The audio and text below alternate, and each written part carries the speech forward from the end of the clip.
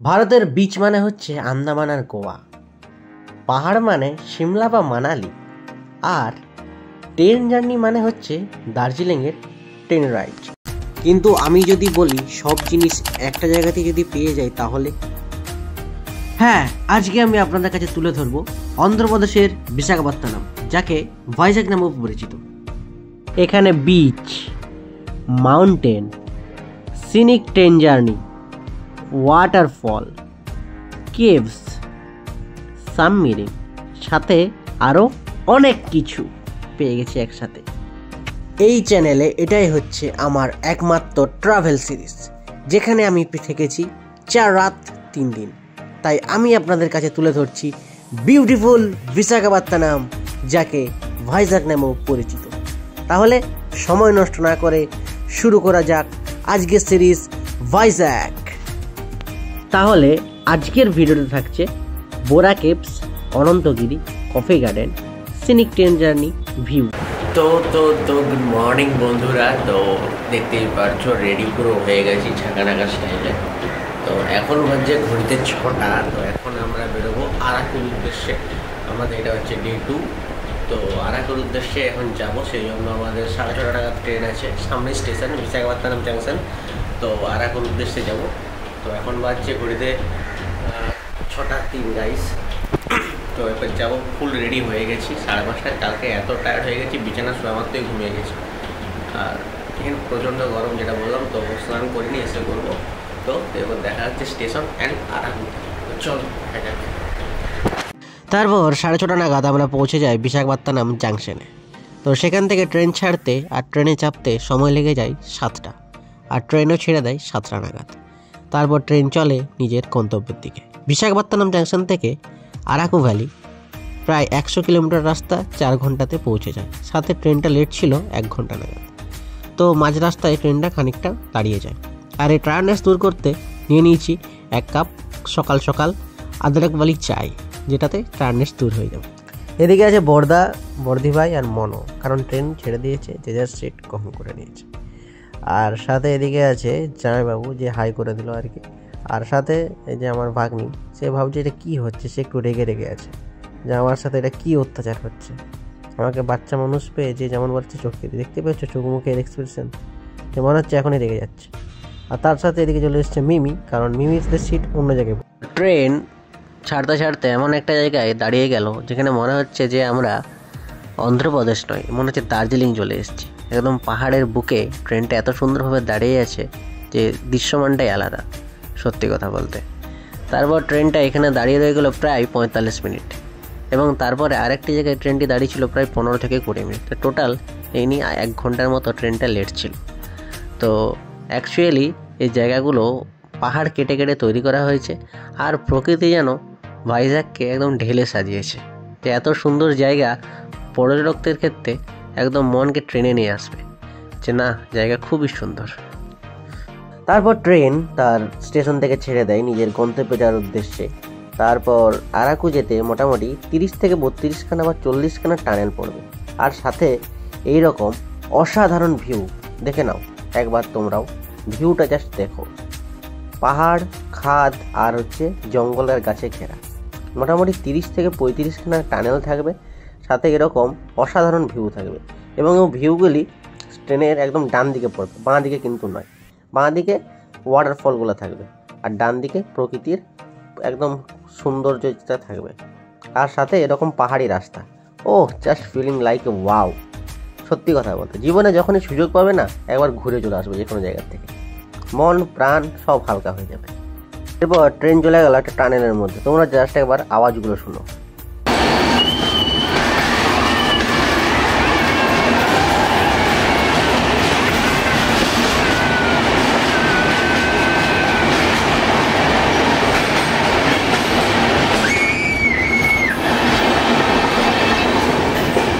তারপর আর কি একটার পর একটা টানেল, পাহাড়, বড় বড় গাছ, খাদ, ওয়াটারফল ক্রস করতে করতে আমরা চলে যাচ্ছি আমাদের গন্তব্য দিকে। ঠিক আছে, তো এত বড় বড় পাহাড়, মালভূমি, সমভূমি দেখে মনটা একদম পুরো উৎফুল্লিত হয়ে যাচ্ছে। কারণ একটাই কথা বলবো, যারা ভাবে যে জীবনে ঘোরা যাবে না, বা জীবনটা আর কিছু হচ্ছে না, তাদেরকে আমি একটা রেকমেন্ড করবো যে জীবনে একবার ঘুরে আসো কোথার থেকে। কারণ আমাদের ইন্ডিয়াতে এমন এমন জায়গা আছে না যে একবার গেলে মনটা সেখানেই থেকে যাবে। তো সেই জন্য কাজী নজরুল ইসলাম বলেছে, থাকবো না বদ্ধ করে দেখবো এবার জগৎটাকে।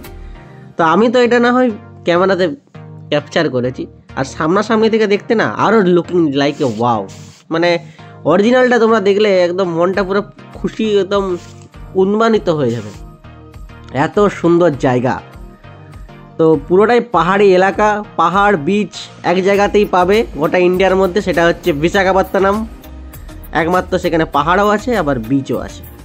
তো এবার চলো আগে যাওয়া যাক ভিডিওতে।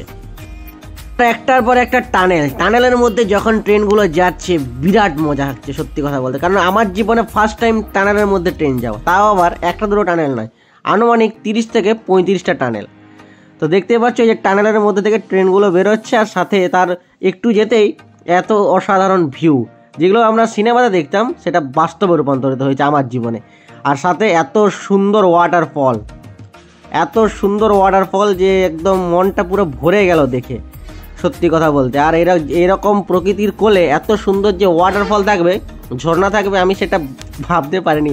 মাত্র আমরা যেতে দুটো ঝর্ণা দেখতে পেয়েছি, তার মধ্যে একটা ঝর্ণা আমি মিস করে গেছি, আর একটা ঝর্ণা যেটা আমি ক্যাপচার করতে পেরেছি।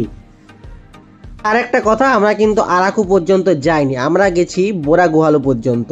কারণ এখান থেকে আমাদের গাড়ি আছে।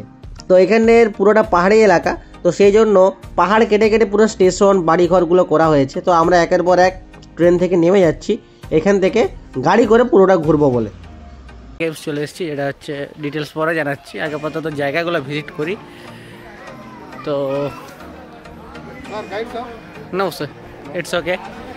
তো দেখি এখানে গাইডও পেয়ে যাবেন, আর সাথে এক্সট্রা চার্জ ক্যামেরার জন্য, আর এমনি অ্যাডাল্টদের জন্য 100 টাকা, আর বাচ্চাদের জন্য 80 টাকা, ক্যামেরার জন্য এক্সট্রা 100 টাকা। আর এদিকে বোরা কেভসের কাছে আমরা যাচ্ছি। তো বোরা কেভস আমরা আস্তে আস্তে নামছি, কারণ অনেক সিঁড়ি, সত্যি কথা বলতে আনুমানিক 1000 থেকে 1200 খানা সিঁড়ি। আর এটা হচ্ছে পাহাড়ের নিচের অংশ, অর্থাৎ গুহা যেটাকে বলা হয়। তো গুহার এটা ফ্রন্ট, আর সাথে এখানে তেলুগু ভাষায় কিছু লেখা আছে, আর সাথে ইংলিশেও কিছু লেখা আছে, হয়তো কোনো প্রতিষ্ঠিত বা রিপেয়ারিং বা কিছু ব্যাপার আছে, সেটা আমি জানি না ডিটেলসে। এটা হচ্ছে গুহার ফ্রন্টটা। আর আনুমানিক এটা দেখতে আপনাদের সময় লাগবে সবাইকার 1 থেকে 1.5 ঘন্টা, সাথে গাইডও পেয়ে যাবেন এটার ইতিহাস জানতে। গ্রুপ পিছু গাইড 100 থেকে 150 টাকা নেবে। আর জাস্ট ভিউটা আপনারা দেখুন, এরকম রং বেরঙের লাইট গুহাটাকে আরও উজ্জ্বলিত করে তুলেছে। আর দেখতেই পাচ্ছেন কতটা নিচে আমরা নেমেছি, আনুমানিক 700 থেকে 800 মিটার আমরা গভীরে নামবো। কারণ পাহাড়ের উচ্চতাটাই 1300 মিটার বা 800 থেকে 1300 মিটার, আনুমানিক অনেকটা ফুটই হচ্ছে, সেটা আপনারা একটু ক্যালকুলেট করে নেবেন।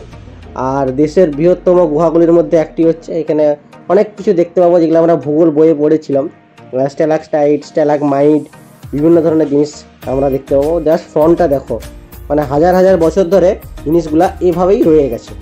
ঠিক আছে, গুহাগুলিতে মূলত কস্টিক চুনা পাথর এটার কাঠামো, যেটা 260 ফুট পর্যন্ত গভীরতা। সে পাহাড়ে মানে ওই জলটা চুঁয়ে স্ট্যালাকটাইট, স্ট্যালাগমাইট এগুলো হয়েছে। এটি ভারতের অন্যতম গুহা নামেও পরিচিত। আর বিভিন্ন ধরনের লাইট, যেটি আরও মনটাকে উৎফুল্লিত করবে গুহাতে ভিতরে যাওয়ার জন্য। আর গুহা মানেই তো আমরা জানি, সে ছোটোবেলায় গুহা মানেই জানতাম যে বিরাট একটা ভয়ঙ্কর জিনিস। সত্যি কথা বলতে ভয়ও তো লাগছিল, কারণ জীবনে ফার্স্ট টাইম গুহার ভিতরে এক্সপিরিয়েন্স, তো সেটাতে একটু ভয় তো লাগবে। আবার এত মানে ঝুলন্ত, এত মানে পাহাড় পর্বত, মানে যে কোনো সময় অ্যাক্সিডেন্ট ঘটে যাওয়ার একটা ভয়। কিন্তু হাজার হাজার বছর ধরে যেহেতু ঝুলে আছে, তাও একটু নিশ্চিত যে না, জিনিসগুলো পড়বে না। তো আস্তে আস্তে আমরা যাচ্ছি। আর গুহার উপরে সর্বোচ্চ স্থানে একটি শিব মন্দির আছে, তো সেখানে পুজো সবসময় হয়। আর এইসব জায়গাতে সবসময় ছবি তোলার জন্য পেয়ে যাবে। আর এরকম গুহার ভিতরে একদম রং বেরঙের লাইট, যেটাকে গুহার মধ্যে যে প্রকৃতিটা, যেটা মানে যে এনভায়রনমেন্ট, সেটা আরও উৎসাহিত করে তুলেছে। তো জায়গাগুলো খুব ভালো। আর গুহার ভিতর প্রচণ্ড ঠান্ডা, আর সেরকম পিচ্ছিল, কারণ যেহেতু পাহাড়ের নিচ, তো ঠান্ডা তো হবেই। অন্ধ্রপ্রদেশের এই একটি মাত্র জায়গা যেখানে ঠান্ডাটা সব থেকে বেশি আর গরমটা কম। তো তুলনামূলকভাবে গরম কম। আর আস্তে আস্তে মানে পর্যটকের এখানে প্রচুর পর্যটক অনেক বেশি আসে এই জায়গাতে। কারণ আরাকু বা ভাইজ্যাকে এলে বোরা কেভস তো দেখতেই আসতে হবে, কারণ বোরা কেভস মিস করা মানে অনেক বড় একটা মিস। তো আমরাও সেটাই চলে গেছিলাম বোরা কেভসে। তো দেখতে পাচ্ছ সিঁড়িগুলো, এখান থেকে নিচে পড়লে একদম শেষ, কিন্তু এরকম দুর্ঘটনা খুবই কম ঘটে কিন্তু খুবই কম। দেখতে পাচ্ছ স্ট্যালাকটাইট স্ট্যালাগমাইট, যেগুলো চুনা পাথর দ্বারা চুঁয়ে জিনিসগুলো হয়েছে হাজার বছর ধরে। তো গুহাটার আনুমানিক এলাকা যা তোমাদেরকে আমি ফুল ডিটেলস বলে দিয়েছি। যেমনটা তোমাদেরকে বললাম, তো যেখানটা লাল লাইটটা জ্বলছে এখানটাতে শিব মন্দিরটা আছে, কিন্তু শিব মন্দির যাওয়ার জন্য আনুমানিক 500 থেকে 600টা সিঁড়ি আরও উঠতে হবে। তো আমার হ্যাসিয়াতের বাইরে, সেই জন্য আমার উঠতে পারিনি, কারণ আমাকে গুহার আমরা এখন ডাউনে আছি 800 মিটার আবার উঠতে হবে উপরে পাহাড়। তো আবার এটা এক্সট্রা মানে বিরাট রিস্কি, সেই জন্য আমার দ্বারা আর হলো নি এটা।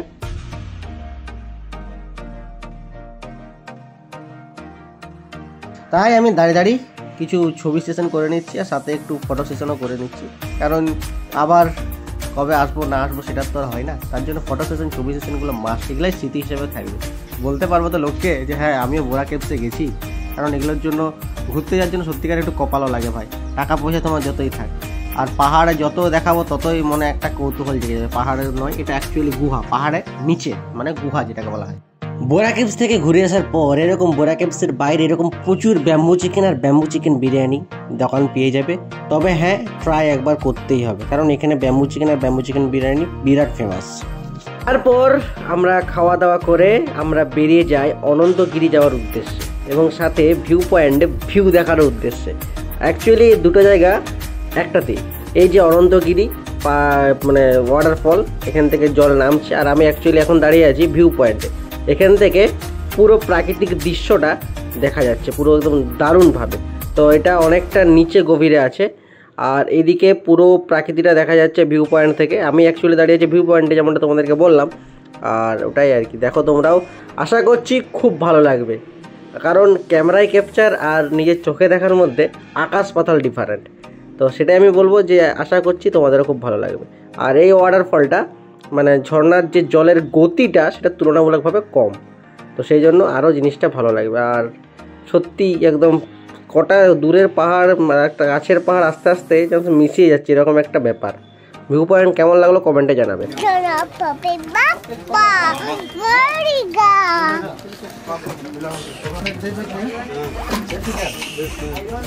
আমরা কোথায় এসেছি রে? ভাইজাগ। কোথায় এসেছি? বিশাখাপত্তনম। কোথায়? ভাইজাগ। বিশাখা, জোরে বল, শুনতে পাইনি। আরো জোরে বল। চশমা পর, চশমা পর, চশমা পর, পর রে। বিরিয়ানি চিকেন। ও হিরোইন। ওই বলছি কি আছি আমরা এখন ভাইজাগ বিশাখাপত্তনম বলতে। হ্যাঁ বলে এখন আমরা আছি আরুকা ভ্যালি। কোথায়? হ্যাঁ বলে এখন আমরা আরুকা ভ্যালির কফি বাগান। কোথায়? কফি বাগান। কবার ইয়ে করেছো? কেমন লাগছে তোকে? কেমন বল, কেমন লাগছে? হাই কর দাও ভাই। বলে আমরা এখন ঘুরতে এসছি।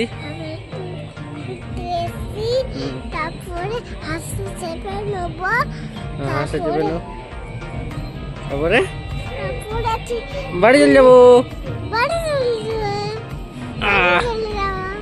আচ্ছা, তারপরে আমরা অ্যাকচুয়ালি কফি বাগান থেকে চলে যাই কফি মিউজিয়ামে। তো কফি বাগানের ভিডিওটা এর পরে দেখতে পাবে। তো কফি মিউজিয়ামে পুরো একদম মূর্তির আকারে কিভাবে কফি তৈরি হচ্ছে, কফি তো বাগান করার জন্য কত স্ট্রাগল করতে, যে কোনো জিনিস করতে গেলে স্ট্রাগল তো লাগেই। তো সেই গল্পগুলো এখানে তুলে ধরা হয়েছে বিভিন্ন মূর্তির মাধ্যমে, আর উপরে লেখা আছে। আর তারপর কফি প্রথম কোথায় উৎপাদিত হয় এই জাতীয় গল্প আছে। তারপরে কফি বিনস থেকে কীভাবে কফি হচ্ছে, তো কফি করতে কতটা কষ্টকর, প্রত্যেকটা জিনিস এখানে নিখুঁতভাবে তুলে ধরা আছে কফি মিউজিয়ামের ভিতরে। তো সেই জন্য এটা তোমাদেরকে শেয়ার করলাম, যেহেতু আমি ভিডিওতে শুরুতেই বলেছি আজকে আমরা কী কী জায়গাগুলো ভিজিট করব, তো সেগুলোই তোমাদেরকে আজকে তুলে ধরছি। আর এই আপাতত ভিডিওটা লম্বালম্বিভাবে করা হয়েছে, ল্যান্ডস্কেপে করা হয়নি, সেই জন্য ভিডিও সাইজটা এরকম এসছে। তারপরে যেমনটা বললাম যে এগুলো সবগুলো হচ্ছে কফি গাছ। কফি গাছ একটা নয়, কফি গাছের একদম পুরো কফি বাগান, যেটাকে বলা হয় কফি বাগান গার্ডেন, সেরকম জীবনে কফি গার্ডেন আমিও লাইভ ফার্স্ট টাইম দেখলাম। পুরো আমাদের যেমন বাঁকুড়া ডিস্ট্রিক্টের শাল বাগান, তারপরে মহুয়ার বাগান থাকে, সেরকম একটা কফি বাগান। অ্যাকচুয়ালি এই কফি বাগান গাছের সাথে আরও অন্যান্য গাছও কিন্তু আষ্টে পিষ্টে জড়িয়ে থাকে। তো সেই যে জায়গাতে একটা কনফিউজ হওয়ার সম্ভাবনা থাকে যে এটা কফি বিনস না অন্য গাছের কোনো বীজ। তো পুরোটাই কফি বাগান, আর পাহাড়ি এলাকায় তো কফি নারিয়েল এগুলো তো থাকবেই না। তো আপাতত এটাই আর কি। তো তোমাদের কেমন লাগলো কমেন্টে অবশ্যই কিন্তু তোমরা জানাতে ভুলবে না যে ভাইজাগ ট্যুর সিরিজের 1 কেমন লাগলো তোমাদেরকে।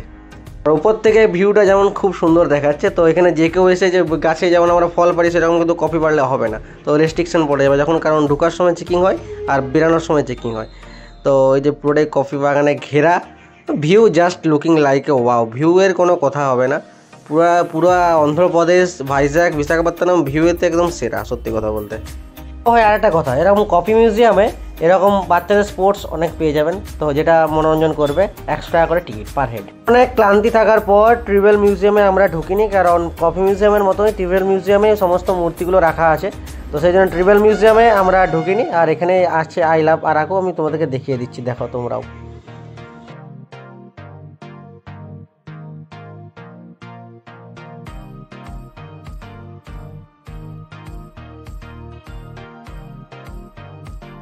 তো বন্ধুরা বাড়িতে চলে এসেছি, ব্লগগুলো তো আপলোড করতে হবে তাই না। তো ভাইজাগ সিরিজের ফার্স্ট ভিডিও কেমন লাগলো অবশ্যই কমেন্টে জানাবে। যে জায়গাগুলো প্রথম দিনে ভিজিট করেছি সবগুলো দেখেছি, সবগুলো। এটা বলতে পারবো না যতগুলো ক্যাপচার করতে পেরেছি, এই কথাটা বলার আমার কোনো সাজে না, কারণ আমি সব ভিডিও মানে যতগুলো জায়গায় ভিজিট করেছি সবগুলোই দেখিয়েছি। তো কেমন লাগলো সিরিজটা অবশ্যই জানাবে। আর এরকম পার্ট 2, 3, 4টা আসবে, তো সেটাই শেয়ার করবো। এখন প্রচুর জায়গা ঘোরা বাকি আছে, সেগুলো তোমাদের সব দেখাবো। তো সিরিজে নতুন থাকলে সাবস্ক্রাইবটা অবশ্যই করে যাও আর একটা সুন্দর কমেন্ট করে যাও। তো দেখা হচ্ছে সেকেন্ড সিরিজে।